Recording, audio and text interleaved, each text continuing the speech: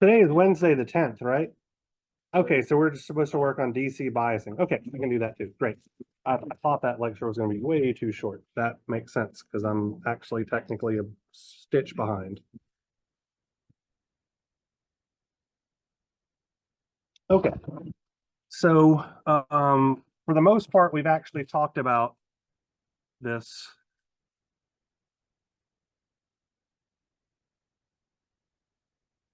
before.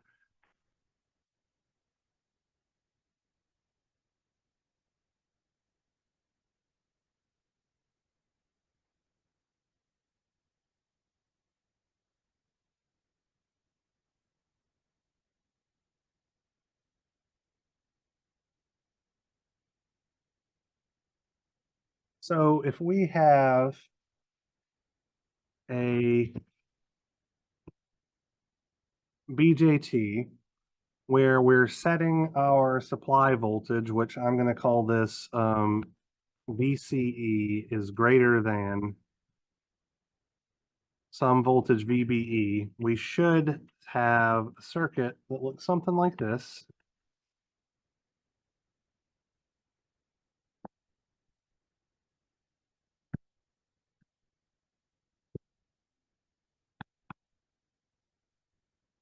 And our collector current as a function of our applied voltage VBE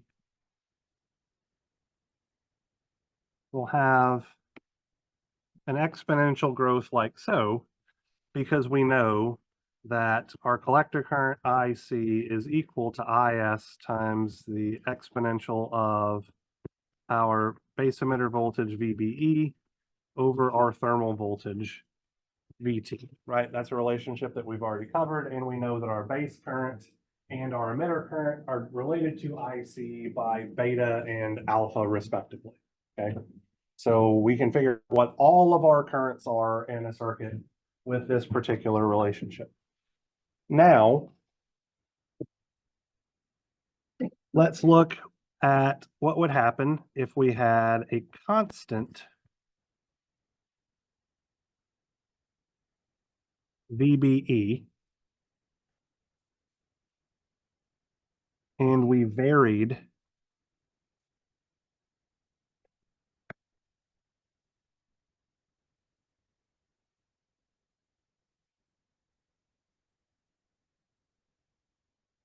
VCE. So this is an entirely separate graph over here on the right for this second circuit configuration. Let's put VCE right here, IC right here, and I'm going to do effectively, let's say 3 different curves. So let's do one in blue down here on the bottom.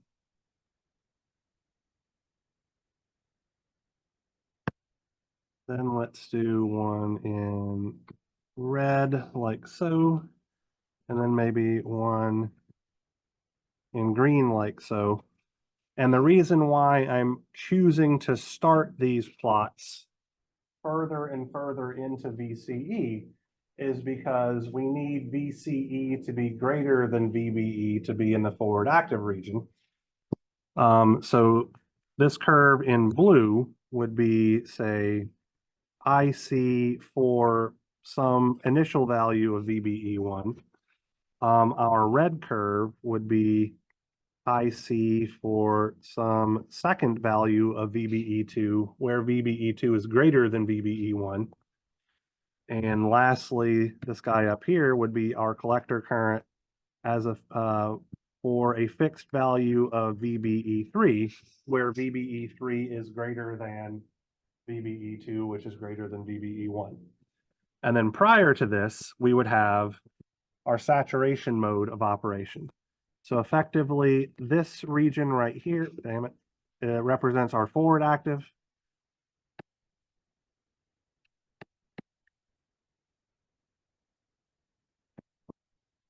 And then this small region right here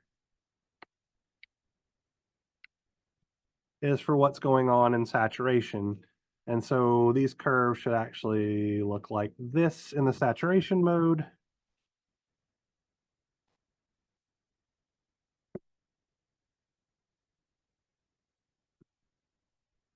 And so this is us effectively transitioning from deep saturation into soft saturation into forward active region as we move across our graph and all of that kind of good stuff.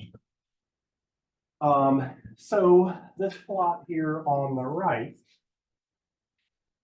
effectively says that once VCE is greater than VBE, our collector current is going to be a constant value. And that is the assumption that we have been making, but it is untrue. So it's untrue because of a phenomenon called the early effect. So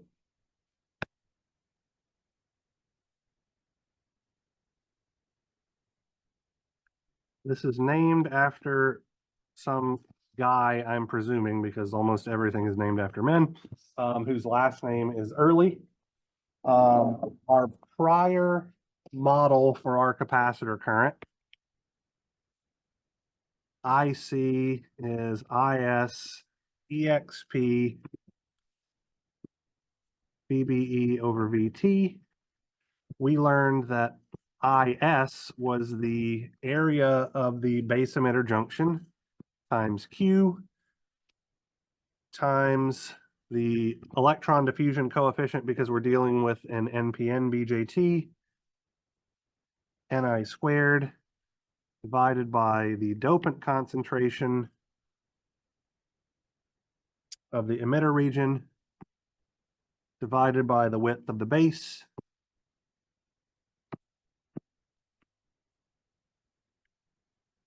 EXP of VBE over VT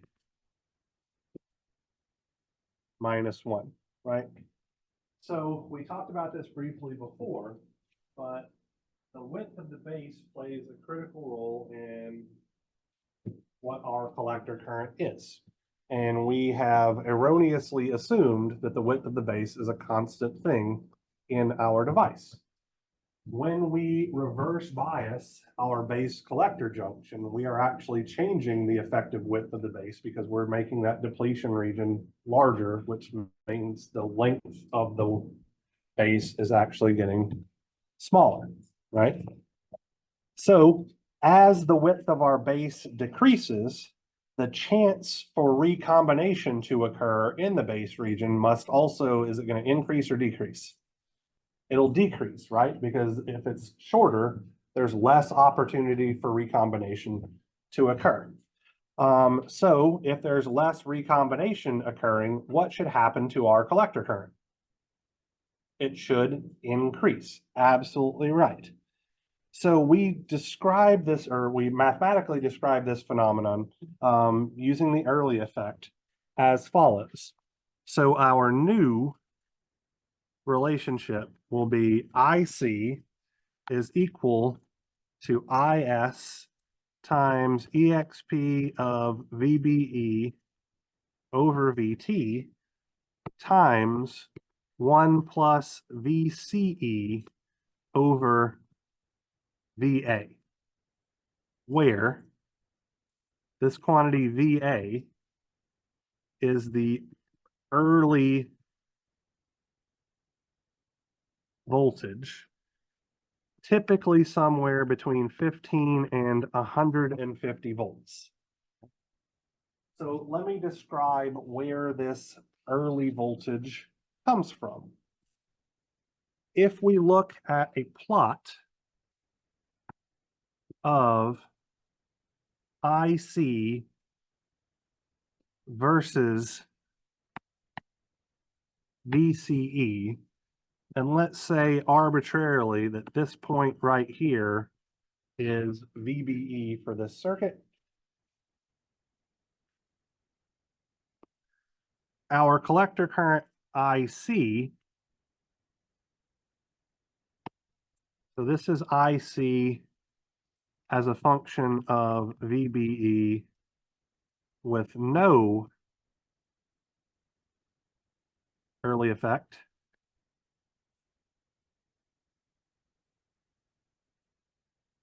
And let's do this guy in light purple. That seems legit. What we should expect to see with the early effect included is a linear increase in our collector current, because this is a simple linear relationship, right? 1 plus some constant over another constant is going to look like a slope. So we're going to have something like this, a linear increase in our collector current. So this is IC for a particular VBE with the early effect.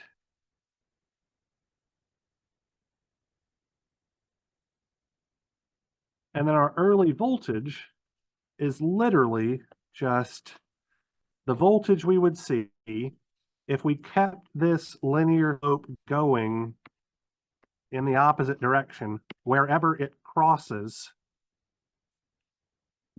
the x-axis is our early voltage.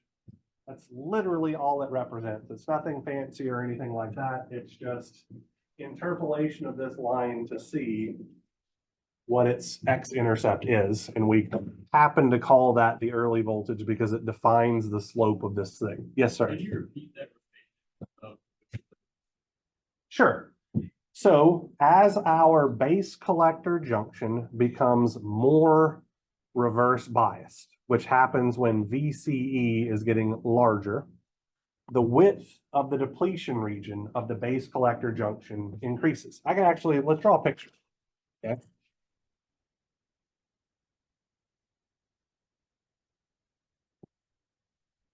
So let's say, let me do it down here so I can stack things on top of each other, okay? I'm gonna just throw together a simple sandwich kind of model of things here, right?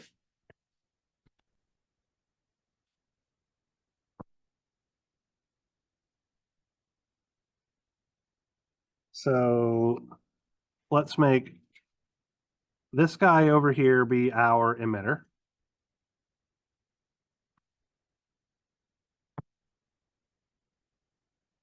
This guy up here will be our base. This guy over here will be our collector. So let's put a battery in here that represents our base emitter voltage.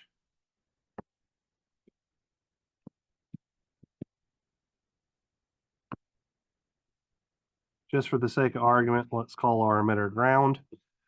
And our base emitter voltage VBE needs to be greater than 0 for our base emitter junction to be forward biased, right? So because we're forward biased, we have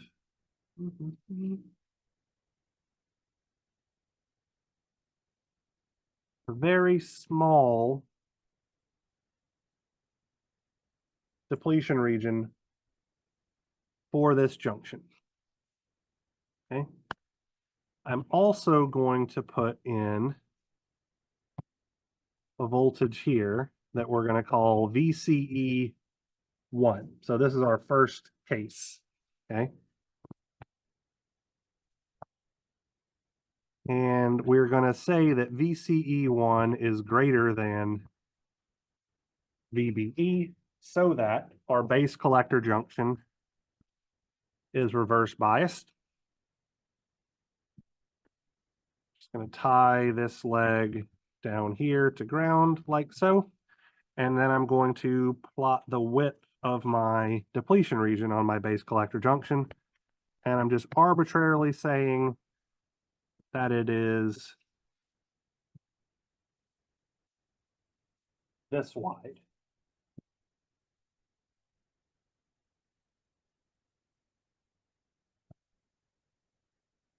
This distance right here is the effective width of our base. So what I'm going to do now is draw this exact same picture, but say that VCE2 is greater than VCE1 is greater than VBE. Okay. I'm going to do this in the laziest way possible by cutting and pasting this picture. I know you guys are annoyed. I'm okay with it.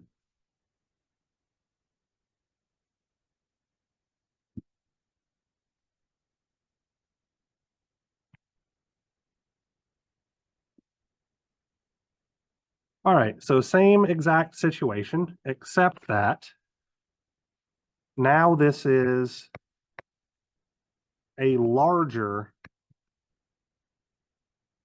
collector emitter voltage, which in turn means that VCB is larger and our base emitter, excuse me, our base collector junction is more reverse bias. Since it's more reverse bias, we should see that the width of our depletion region for the base collector junction is even larger. So exaggerating here a little bit.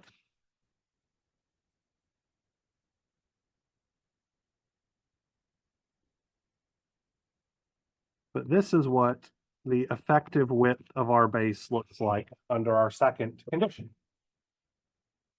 Since the width of our base is smaller,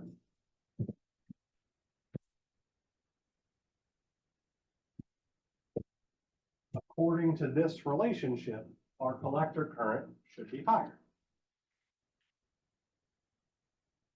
Is that an adequate explanation? Okay.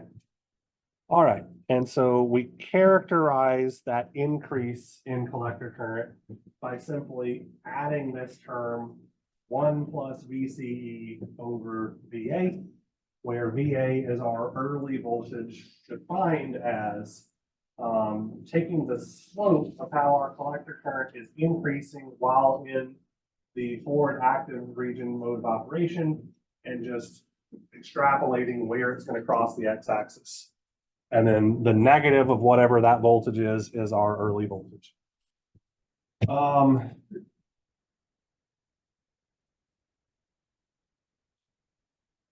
had something that popped in my head and it just popped right back out, so couldn't have been that important.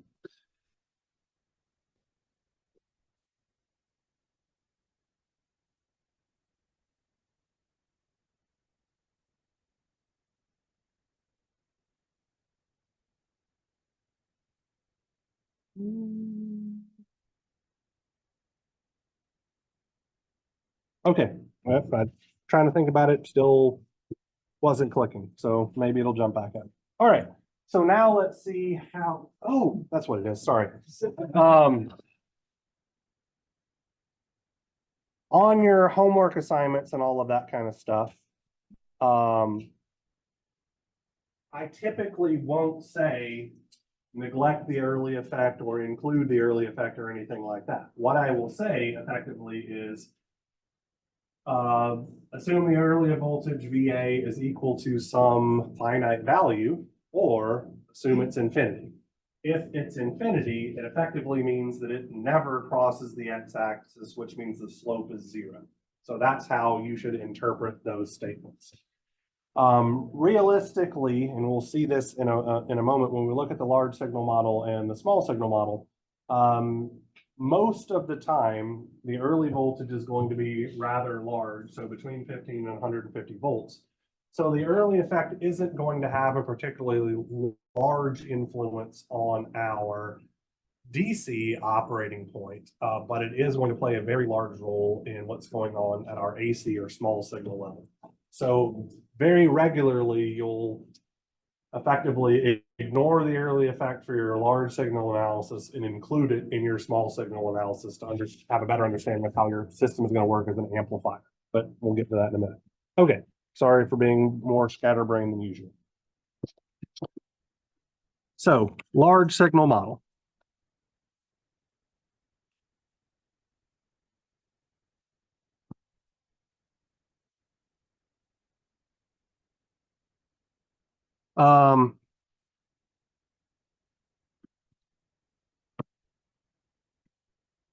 Here's our base.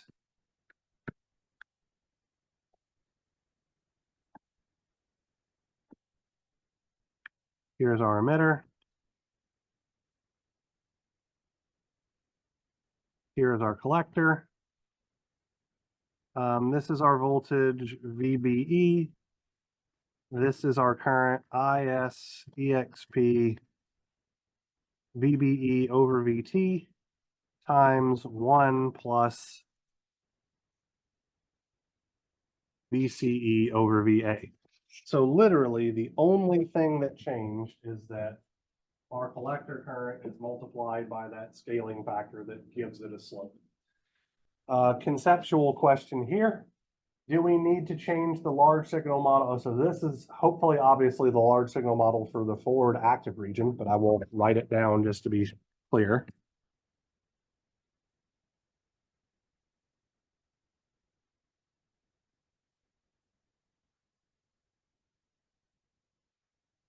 Do we need to update our large signal model for the saturation region?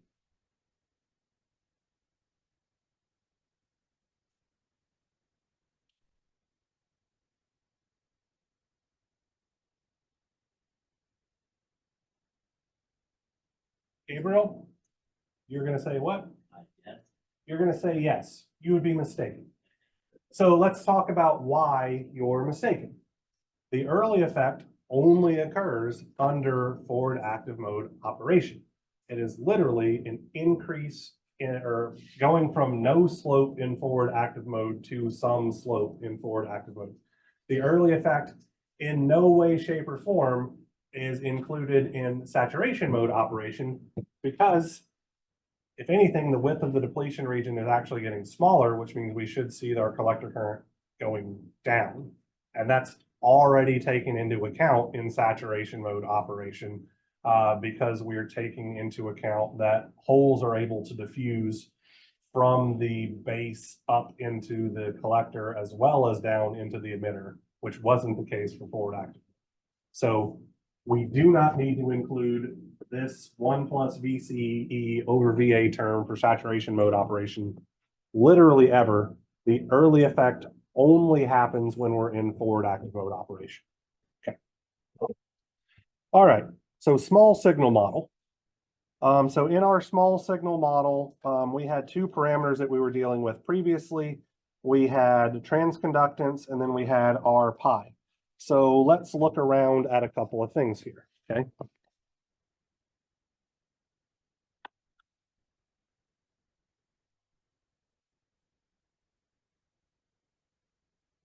So our transconductance GM is defined to be the change in our collector current with respect to a changing voltage VBE.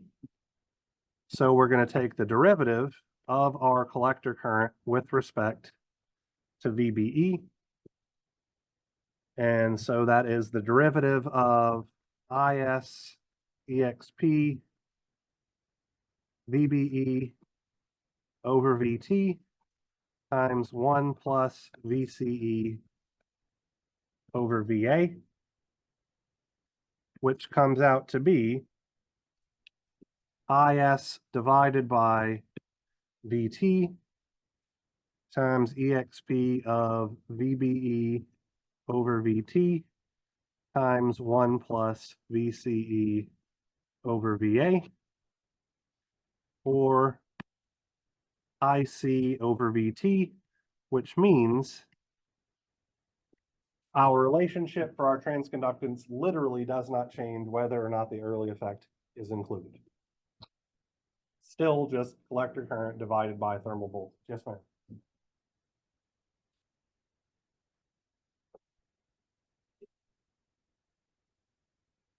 The changing width of the depletion region of the base collector junction, or the changing width of the base, which is what gets changed when that depletion region gets larger.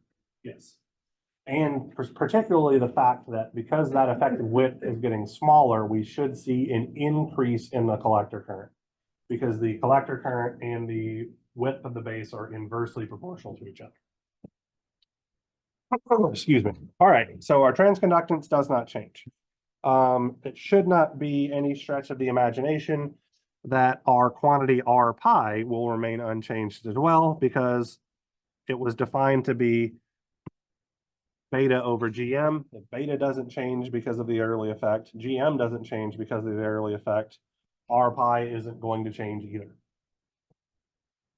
What is going to change is that now we have to figure out what the dependency on the collector current's dependency on having a VCE or collector emitter voltage is going to do, right?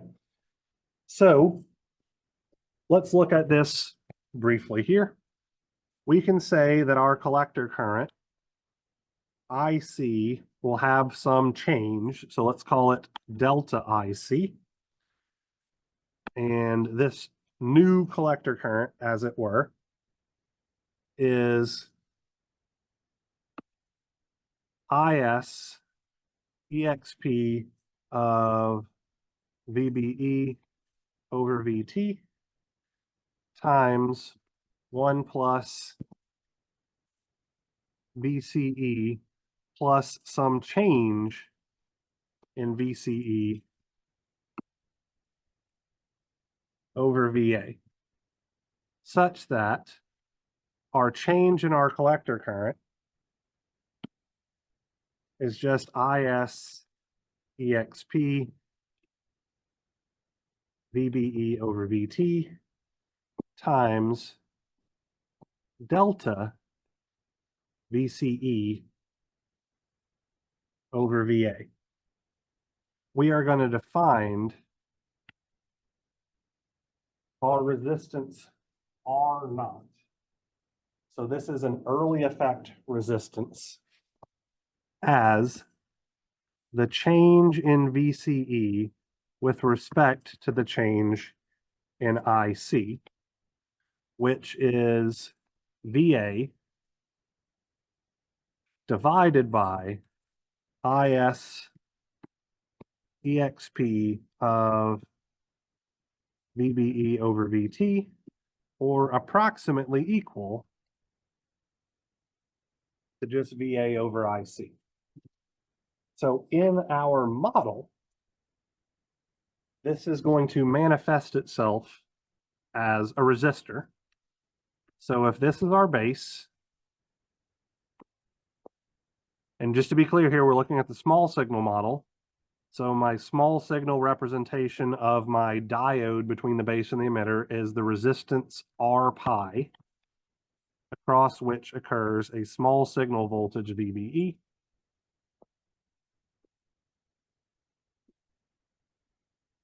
Here's my emitter terminal. Here's my dependent source. So GM VBE. And then in parallel with that dependent current source, we are now going to place a resistance of R naught.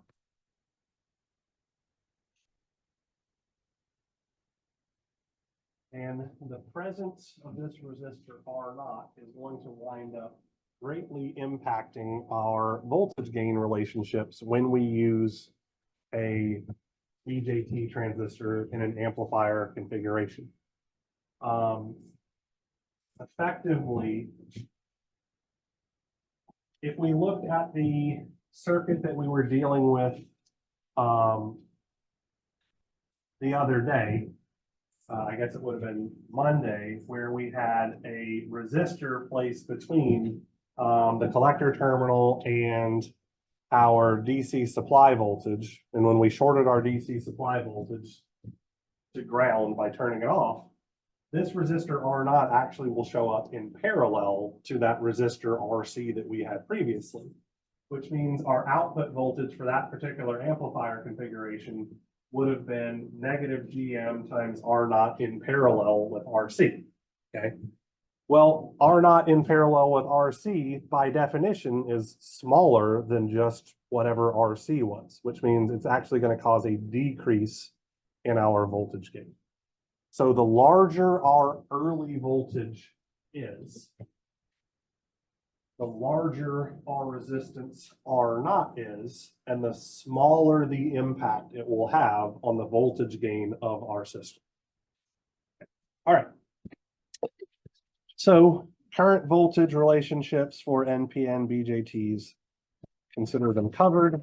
Now let's talk about DC biasing circuitry for as long as I can until it's time to do something else or have my next class.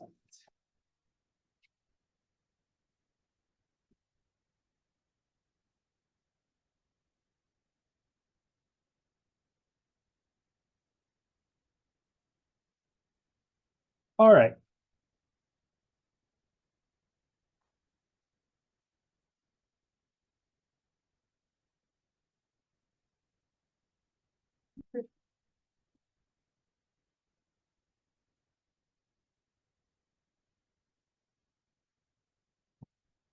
So I just want to start this with a little bit of a caveat. The purpose of all of the circuits that I'm about to deal with is to provide a stable operating point for using a BJT as an amplifier.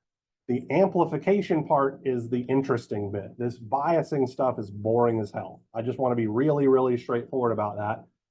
These circuits literally don't do anything other than set the operating point for an amplifier, okay? So we're not looking at interesting things like we were by diode applications of doing bridge rectification and all of that kind of cool stuff. This is literally just, I want to make I, C, and VBE a stable quantity so that we can use it for something interesting later on. So, okay. All right. So the first circuit that we are going to look at is what's called a simple biasing circuit. And in a simple biasing circuit, we have a configuration something like this. So up here at the top is our supply rail voltage, VCC. We are going to have some resistance, RC. And then we have our NPN BJT with our emitter terminal tied to ground. On this path, we are going to have some resistance RB, like so.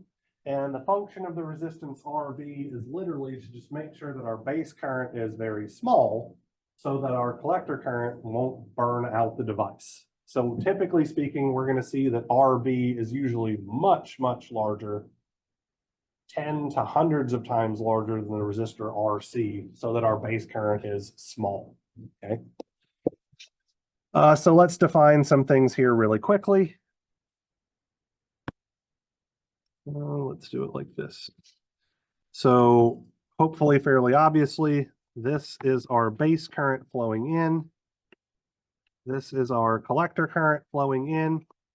Technically speaking, we're going to have an emitter current flowing out down here that is going to make no influence on things literally whatsoever. Here is my base emitter voltage VBE, and here is my collector emitter voltage VCE. Okay. So in order to figure out what VBE and VCE and IC and all of those things are, we're going to have to develop relationships. And we are going to do it much like we did the other day, where we are simply going to write the KVL equation down one side and a KVL equation on the other side, and then use that system to solve for things. Okay. All right, so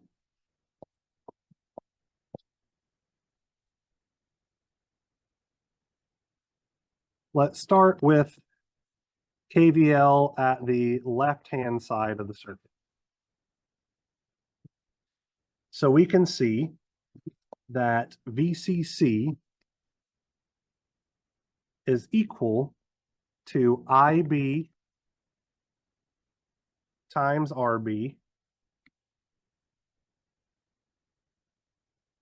plus whatever our voltage VBE is. Rearranging this, our base current is then VCC minus VBB over RB. And then our collector current, IC, is beta times IB. So VCC minus VBE over RB. And if we want to take this one step further, we can express IC in terms of VBE. I'm actually going to choose not to right here, just for the sake of argument, because if I leave it like this equation is valid for both with the early effect and without the early effect. Whereas if I specify it, then I'm going to introduce a VCE term or not introduce a VCE term. Okay. But so realistically, if early effect isn't included, we could just say that IC is equal to IS EXP VBE over VT, and we have a single equation where the only unknown quantity is VBE, and we could solve for it. We could then plug VBE in to solve for our collector current, use beta to solve for our base current, use alpha to solve for our emitter current, and every single current and voltage in our system is set up. Let's use KVL on the right-hand side and figure out what's going on with VCE, okay?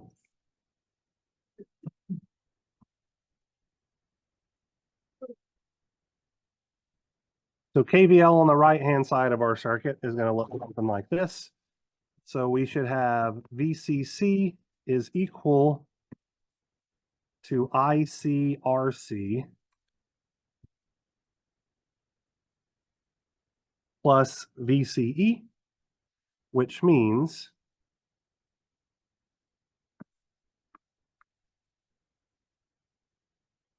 our collector emitter voltage, VCE, is going to be VCC minus beta times VCC minus VBE divided by RB times RC. If the early effect is included, we now have a two-equation, two unknown system that we can use to solve for the collector emitter voltage and the base emitter voltage simultaneously. And then those values can be used to solve for all of our currents of interest. Okay. In order for our transistor to maintain its operation in the forward active region, we must have VCE greater than VBE. So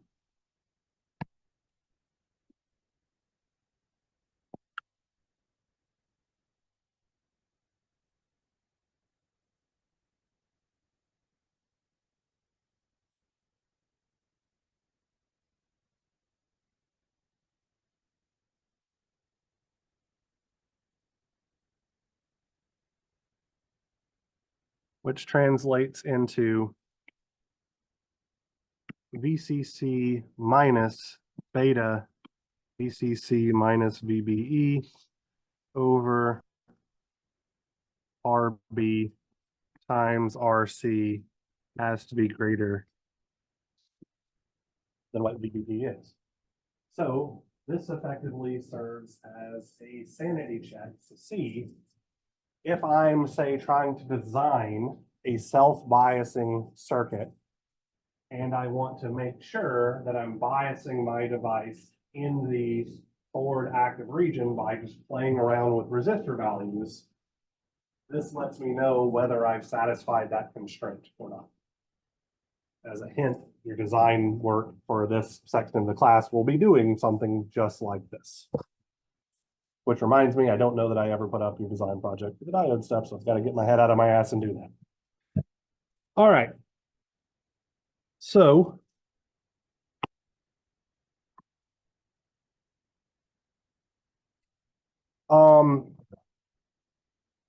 do you guys want me to work a numerical example using these relationships, or do you want me to move on? You're shaking your head violently yes to do a numerical example, so I guess we're doing it. All right. So let's say that we're using the circuit from above with beta is equal to 100, IS is equal to 10 to the negative 17 amps, RB is 100 kiloohms, RC is 1 kiloohm, VCC is 2.5 volts, and our early voltage is infinity, meaning that we're neglecting the early effect here. Okay. And we want to figure out what is VBE, IC,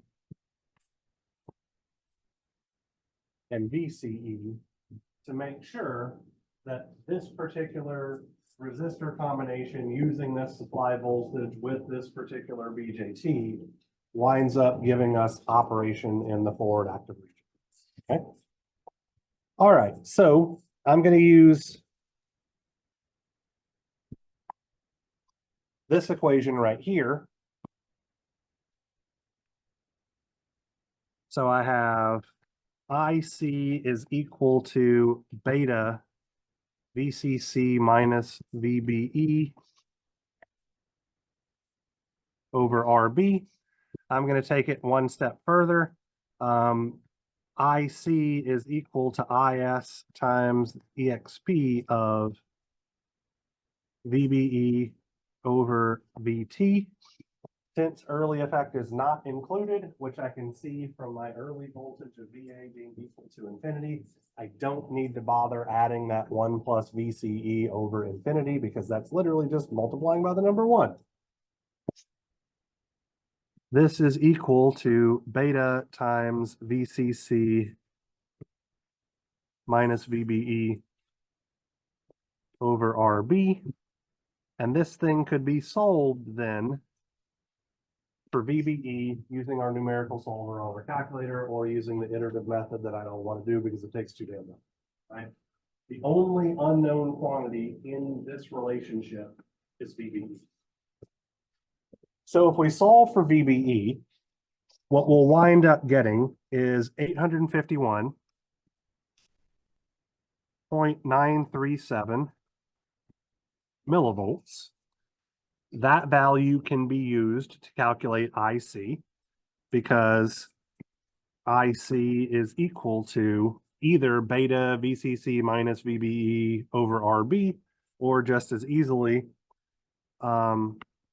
IS EXP VBE over VT. This comes out to be 1.648 milliamps. And then from here, we can say that VCE is VCC minus RC IC. Just to be clear here, that's literally me just rearranging this KVL equation on the right-hand side.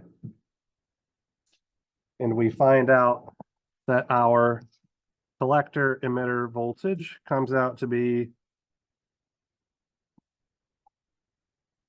0.851 volts is what I have written down. So effectively, this particular combination of resistances gives us biasing on the edge of saturation. If we wanted to make sure that our device was working further into the forward active region, what could we do?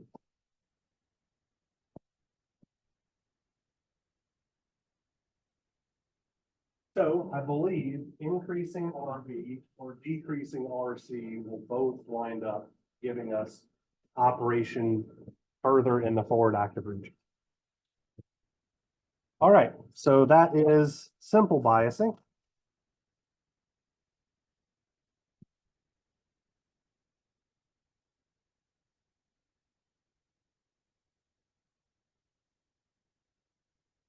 So when I say we're going to use stuff later, so let's look at things here really quick, right? So if we were using this as an amplifier, what are we going to need to use to calculate our small signal parameters?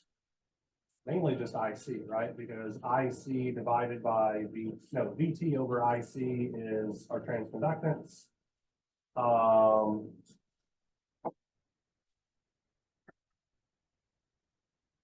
Our pi is just beta over our transconductance. Because our early voltage is infinity, that means our R naught is infinity or an open circuit. So really, as long as we get IC from this, we have enough information to then use this as a small, use this to figure out our small signal parameters and all of that kind of good stuff, right? So okay, so I think I'm understanding your question a little bit better. So let's very briefly talk about how we might use this as an amplifier. I'm just going to draw a circuit. We're not really going to go into great detail because that's literally what the third part of this class is about. Okay. So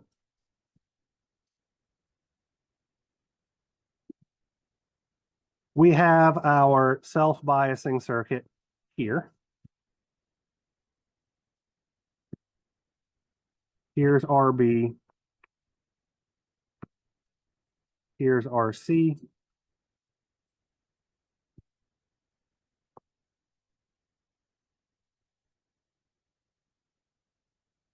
Like so. So realistically, we actually have several different options that we can use on how to use this as an amplifier circuit. So to make it similar to the circuit that we used the other day, which was an example of a common emitter amplifier. For a common emitter amplifier, that means that we are going to apply our input signal at our base terminal and take our output signal at our collector terminal.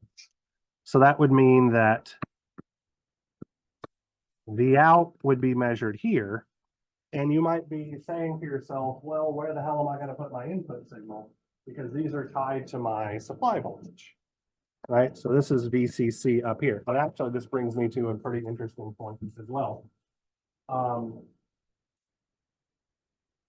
Both our collector current, IC flowing down through here, and our base emitter voltage are tied to whatever VCC is. Which means if we have a power supply that tends to fluctuate, drift or whatever, that's going to substantially change our DC operating point. We can only use this particular configuration if we know that VCC is solid and doesn't change much. If it happens to change over time, the simple biasing network is hot garbage because our DC operating point is going to constantly change, which means our voltage gain of our amplifier is also going to constantly change, which is less than ideal. But anyway, so for an amplifier like this, we typically use what's called capacitive coupling to couple our input signal to our amplifier. So we'll talk about this in much greater detail in maybe a week and a half or so.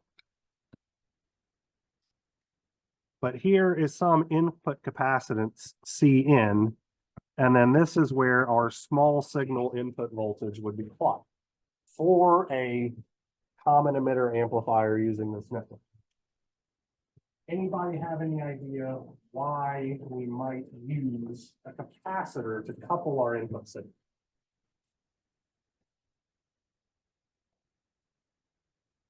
And so, all right, so this isn't going to be in any way, shape, or form part of the filter or anything. Okay. It all goes from an analysis perspective. Okay. So our input signal is a small signal, and our supply voltage up here is a large signal. So if we were going to do large signal analysis on this, that's effectively DC analysis. What does our open circuit, or excuse me, what does our capacitor look like to a DC circuit? An open circuit, which means VN is effectively disconnected, right? So our input voltage isn't going to, in any way, shape, or form, impact our DC operating point of our amplifier. it's only going to affect the AC operating point, which is exactly what we're using. If that capacitor weren't there, right? So let's say that I did something like this.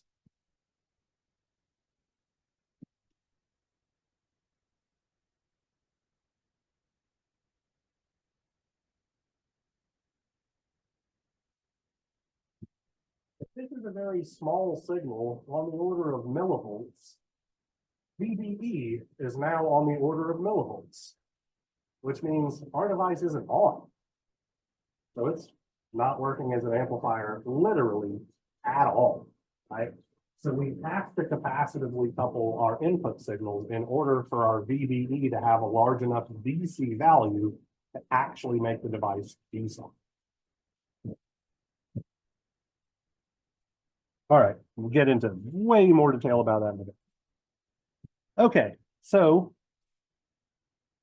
simple biasing works in as much as it establishes a DC operating point, but as I've mentioned, because both the collector current and the base emitter voltage are dependent on our supply voltage, it's a less than ideal case. So let's talk about how we get rid of some of that variation, okay? And the short answer is a resistive divider biasing network, okay?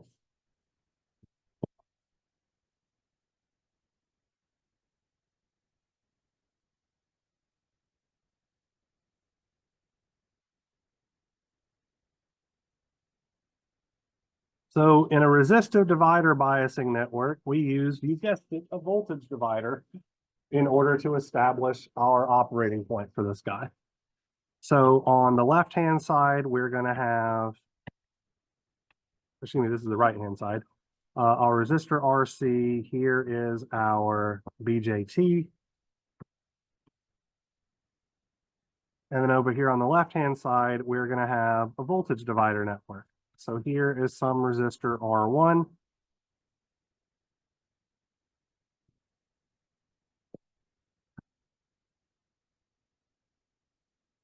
Oops. And here is some resistor R2. And let's put VCC here. Let me identify things. So here's my base current, my collector current, my emitter current. Here's my voltage VBE. Here's my voltage VCE. Now, this circuit is actually a heck of a lot more difficult to analyze than our simple biasing circuit, even though literally all we've done is add another resistor between the base and ground. Okay. So in order to make this not a huge pain in the ass to analyze, we are actually going to use a Thevenin equivalent circuit for our resistive divider network. So effectively, what I'm going to do is I'm going to draw a line here, and everything to the left of this line is going to be replaced by its Thevenin equivalent. So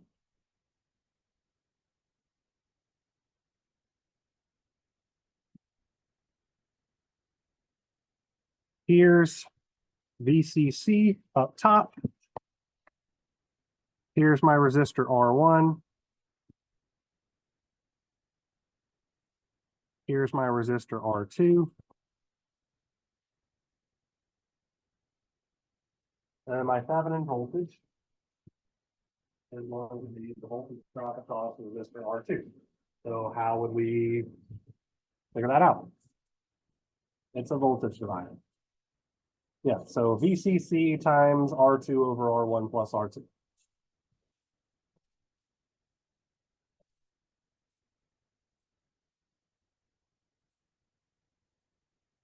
Now, we're going to find the Thevenin resistance. Finding the Thevenin resistance, we look at a dead network, which is why I turned my supply voltage off or replaced it with ground.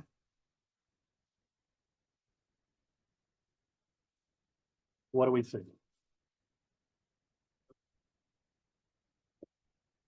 You're right. This should be R2 in the numerator. Thank you, Brody. I even said it correctly. I think I said it correctly anyway.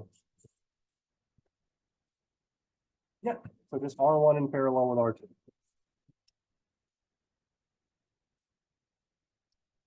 By the way, this is something we're going to do a whole hell of a lot in this class. Is replacing stuff that's ugly with a Thevenin equivalent to make it less ugly. So our original circuit now looks like this. Let me move this over a smidge.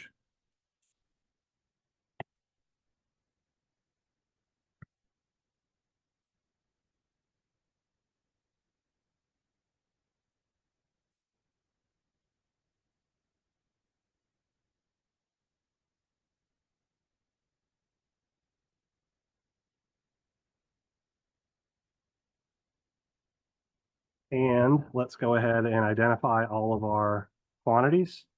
So this is our base current, collector current, emitter current,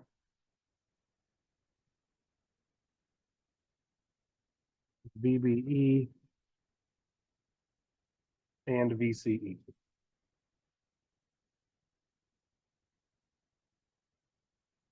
Okay.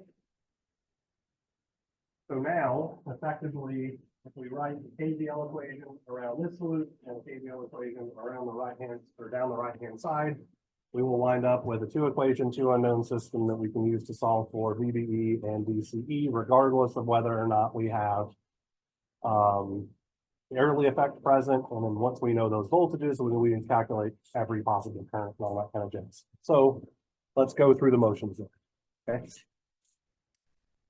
So KVL around the left-hand side, we have negative VTH plus RTH times IB plus VBE is equal to 0, which means VBE is equal to VTH minus RTH times IB, or VBE is equal to VTH minus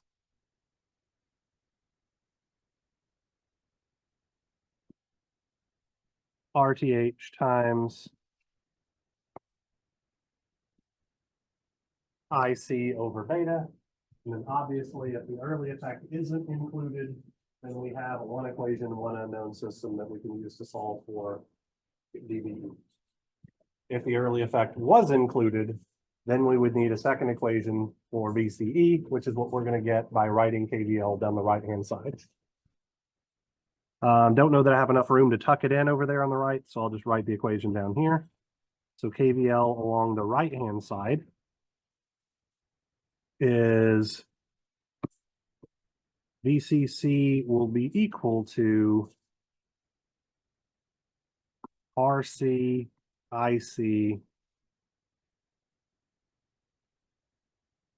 plus VCE, and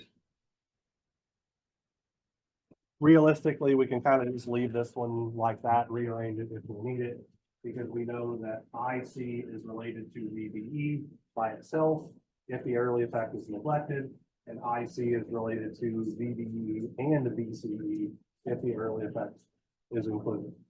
So these are our two equations, two unknowns effectively that we're going to use, and we might have to go, actually we not might have to go, we will literally have to go one step further by saying IC is equal to whatever it needs to be with or without the early effect as is current.